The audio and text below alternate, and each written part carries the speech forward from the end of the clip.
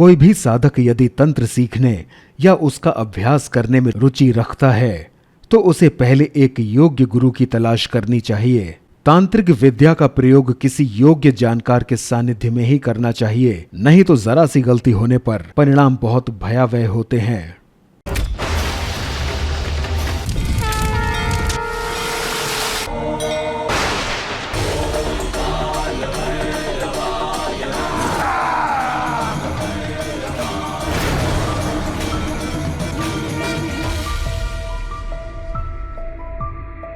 किसी भी शुभ कार्य में, चाहे वो यज्ञ हो, विवाह हो, वास्तु स्थापना हो, गृह प्रवेश हो अथवा अन्य कोई मांगलिक कार्य हो, भैरव की साधना एवं पूजा अवश्य ही की जाती है, क्योंकि भैरव ऐसे समर्थ रक्षक देव हैं जो कि सब प्रकार के विघ्नों को, बाधाओं को रोक सकते हैं और कार्य सफलतापूर्वक पूर्ण हो जाता है। छोटे छोटे गांवों में भैरव का स्थान, जिसे भैरव चबूतरा कहा जाता है, देखा जा सकता है। उच्च कोटि के तांत्रिक ग्रंथों में बताया गया है कि चाहे किसी भी देवी या देवता की साधना की जाए, सर्वप्रथम गणपति और काल भैरव की पूजा आवश्यक है। जिस प्रकार से गणपति समस्त विघ्नों का नाश करने वाले हैं, ठीक उसी प्रकार से भैरव समस्त प्रकार के शत्रुओं का नाश करने में पूर्ण रूप से सहायक हैं। कभी तंत्र, कभी मंत्र, कभी ऋषियों और मुनियों के ज्ञान, कभी रोचक तांत्रिक कहानियां, यहाँ आपको सब कुछ मिलेगा।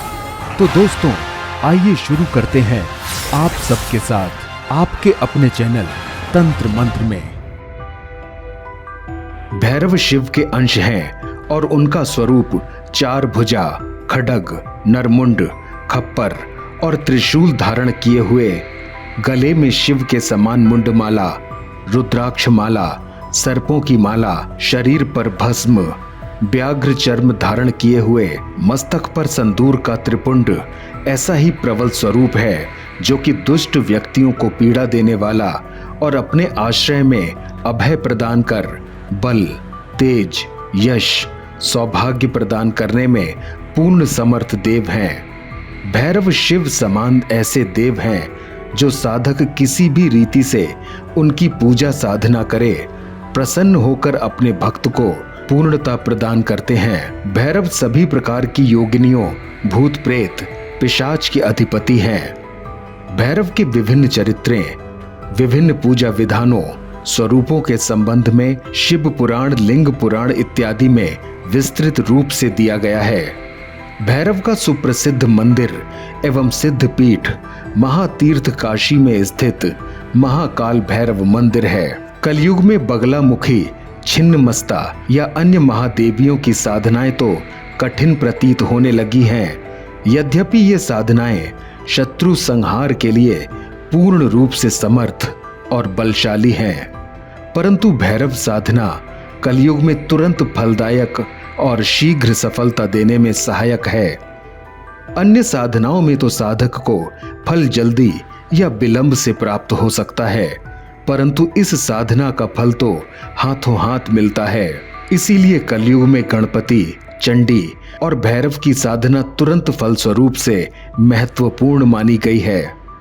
वीडियो अच्छा लगे तो वीडियो को लाइक, शेयर और चैनल को सब्सक्राइब करके बेल आइकन को प्रेस करना मत भूलिएगा। वीडियो में आगे बढ़ने से पहले अगर आपको भी तंत्र मंत्र से संबंधित कोई जानकारी चाहिए हो तो कमेंट बॉक्स में जरूर लिखिएगा। काल भैरव उपासना। कलयुग के समय में काल भैरव की उपासना शीघ्र फल प्रदान करने वाली है। शास्त्रों में वर्णित है कि कलयुग के समय में भैरव जी, हनुमान जी व मां काली की उपासना अन्य सभी देवों से शीघ्र फल प्रदान करने वाली होगी। काल भैरव के भक्त अपनी अपनी श्रद्धा अनुसार उनकी उपासना करते हैं। आइए जानते हैं काल भैरव को प्रसन्न करने हेतु उनके भक्त किस प्रकार से उनकी पूजा करते हैं। काल भैरव की उपासना में रविवार का दिन अति शुभ माना गया है। इसके अतिरिक्त उनकी उपासना शनिवार के दिन भी की जा सकती है।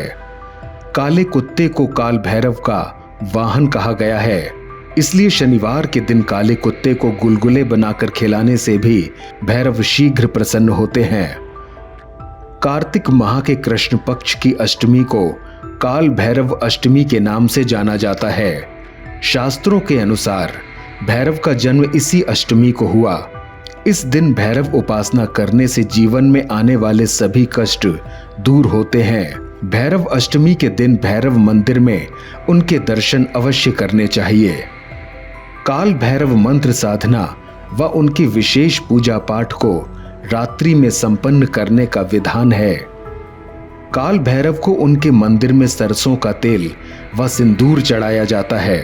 साथ में मदिरा द्वारा भोग भी लगाया जाता है। साधना विधि।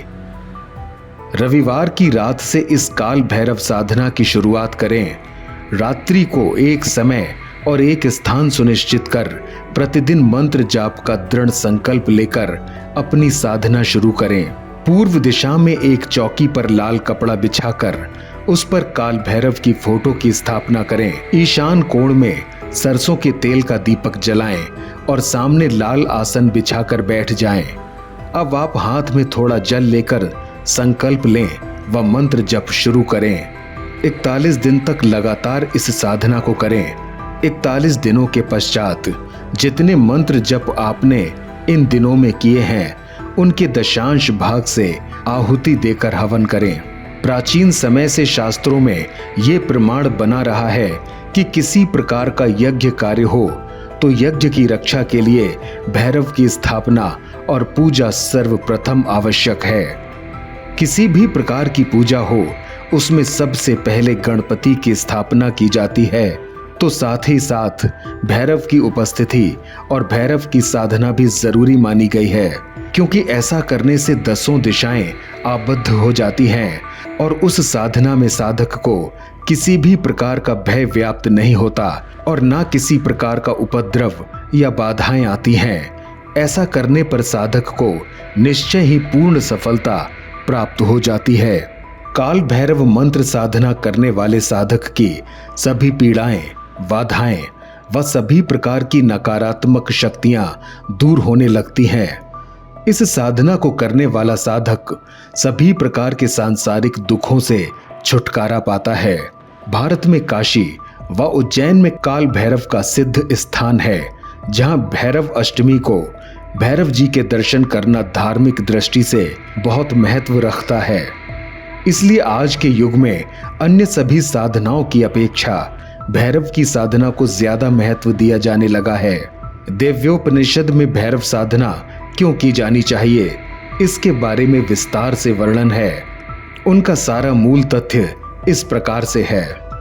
जीवन के समस्त प्रकार के उपद्रवों को समाप्त करने के लिए, जीवन की बाधाएं और परेशानियों को दूर करने के लिए, जीवन के नित्य कष्टों और मानसिक तनावों को समाप्त करने के लिए, शरीर में स्थित रोगों को निश्चित रूप से दूर करने के लिए, आने वाली बाधाओं और विपत्तियों को पहले से ही हटाने के लिए, जीवन के और समाज के शत्रुओं को समाप्त करने और उनसे बचाव के लिए, शत्रुओं की बुद्धि भ्रष्ट करने के लिए और शत्रुओं को परेशानी में डालने के लिए, जीवन में समस्त प्रकार के ऋण और कर्जों की समाप्ति के लिए, राज्य से आने वाली बाधाओं या अकारण भय से मुक्ति के लिए, जेल से छूटने के लिए, मुकदमों में शत्रुओं को पूर्ण रूप से परास्त करने के लिए, चोर भय, दुष्ट भय और वृद्धावस्था से बचने के लिए। तो मिलते हैं एक नए वीडियो के साथ, तब तक के लिए अपना ध्यान रखिएगा। यहाँ दी गई जानकारी इंटरनेट पर उपलब्ध सामान्य मान्यताओं और जानकारी पर आधारित है। तंत्र मंत्र इसकी पुष्टि नहीं करता है। कोई भी साधक यदि तंत्र सीखने या उसका अभ्यास करने में रुचि रखता है तो उसे पहले एक योग्य गुरु की तलाश करनी चाहिए। तांत्रिक विद्या का प्रयोग किसी योग्य जानकार के सानिध्य में ही करना चाहिए, नहीं तो जरा सी गलती होने पर परिणाम बहुत भयावह होते हैं।